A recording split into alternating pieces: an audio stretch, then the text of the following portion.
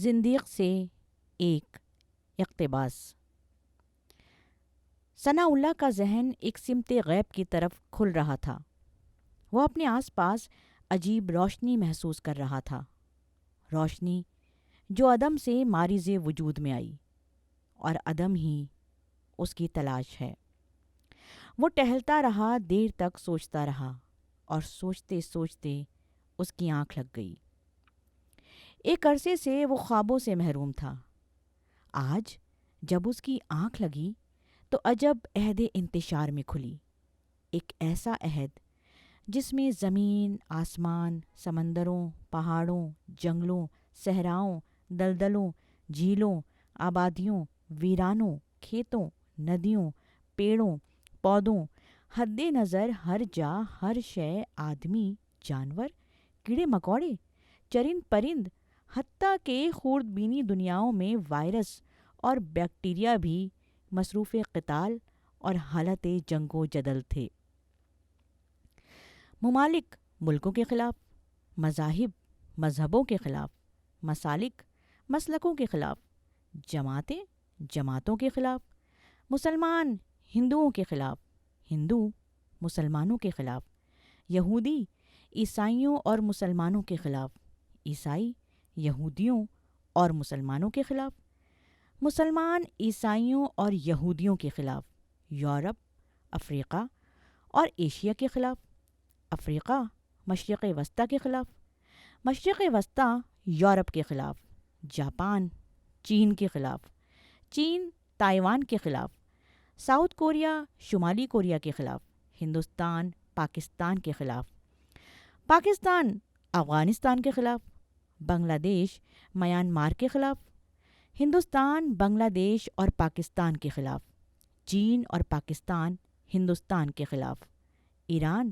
عراق اور شام کے خلاف، ترکی پولینڈ اور روس کے خلاف، روس یورپ اور امریکہ کے خلاف، امریکہ مشرق وسطیٰ کے خلاف، مشرق وسطیٰ اسرائیل کے خلاف، اسرائیل فلسطین اردن شام ایران ترکی اور مشرق وسطیٰ کے خلاف۔ جنگ کا عرصہ طویل تھا، اس لیے وقفے وقفے سے دشمن بدل جاتے، پھر جنگ کا میدان بدل جاتا، دوست بدل جاتے تو ہتھیار بھی بدل جاتے، ہتھیار بدل جاتے تو جنگ کی شدت میں کمی و بیشی ہو جاتی۔ یہی حال جانوروں، پرندوں، کیڑے مکوڑوں اور خوردبینی مخلوق کا تھا، جنہوں نے جنگلوں، صحراؤں، دلدلوں، جھیلوں، ندیوں، پیڑوں، پودوں اور سڑی گلی اشیاء پر قبضہ حاصل کرنے کے لیے جنگ جاری رکھی تھی۔ جب جنگ آخری پڑاؤ میں داخل ہوئی تو مشینی فوجی نمودار ہوئے، جن کے پاس برقی و مقناطیسی ہتھیار تھے، جن سے شعاعیں نکلتی تھیں، جن چیزوں سے جا کر ٹکراتی وہ خاک ہو جاتی۔ جدید کیمیائی اور حیاتیاتی ہتھیاروں کا انبار لگا ہوا تھا، جن کا جہاں استعمال کیا جاتا وہاں کی زمین تیزاب میں بدل جاتی اور ہر زندہ شے تیزاب میں ہمیشہ ہمیش کے لیے ڈوب جاتی۔ نیوکلیئر ہتھیار تھے جو بڑے جغرافیائی رقبوں، علاقوں، شہروں اور قصبوں کو صفحۂ ہستی سے مٹا رہے تھے، زمین کو بانجھ کر رہے تھے۔ ثناء اللہ میدان جنگ کے بیچ کھڑا تھا، اس کا قد سب سے بڑا تھا، وہ کئی ممالک کو بیک وقت دکھائی دے رہا تھا، اس کا ایک پیر ایک ملک میں اور دوسرا دوسرے ملک کی سرزمین پر ہوتا۔ اتنا طویل القامت بنی آدم زمین نے پہلے کبھی نہیں دیکھا تھا۔ وہ زمین پر چل رہا تھا اور زمین اس کے لیے چادر بنی تھی۔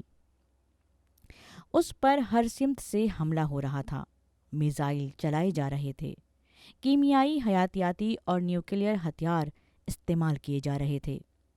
وہ ان ہتھیاروں کو کیچ کرتا اور پھینکنے والوں پر دے مارتا۔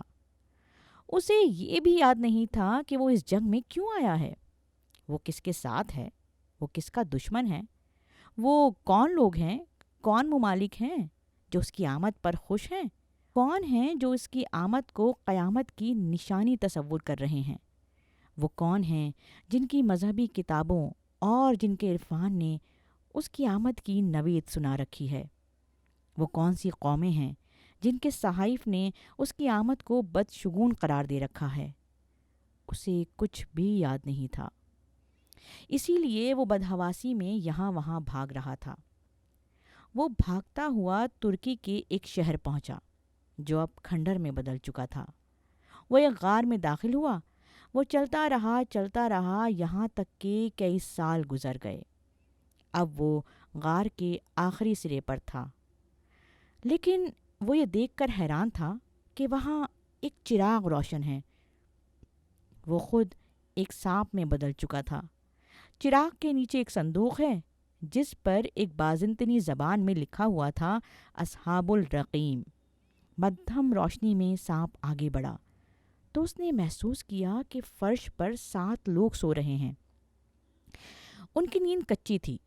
ان میں سے 3 خواب دیکھ رہے تھے۔ تینوں ایک ہی خواب دیکھ رہے تھے۔ یہ خواب وہ کم از کم 300 برسوں سے دیکھ رہے تھے۔ ان کے خواب بھیانک، خواہ شام اور ہیبت ناک تھے۔ ہر طرف قتال اور جنگ جاری تھی۔ عیسائیوں اور یہودیوں کو بت پرست قتل کر رہے تھے۔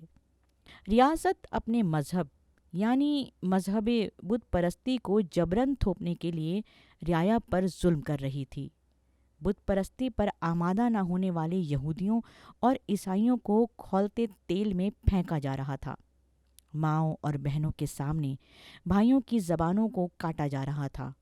عورتوں کی عصمت دری کرنے کے بعد انہیں قتل کیا جا رہا تھا۔ نومولود بچوں کو کاٹ کر ماؤں کی طرف پھینکا جا رہا تھا۔ قتل کا نفرت انگیز بازار گرم تھا۔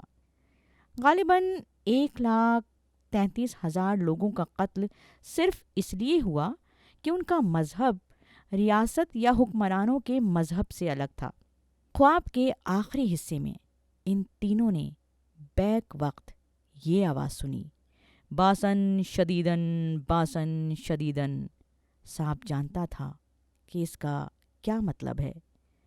جو بات سانپ جانتا تھا وہ یہ تھی کہ جب سے زمین پر زندگی قائم ہوئی ہے، تب سے زمین کی ہر بولی، ہر زبان، ہر خطے اور ہر حصے پر جتنے بھی نبی اور پیغمبر پیدا ہوئے، سب نے اس خطرناک دن اور خوفناک انجام سے لوگوں کو خبردار کیا ہے۔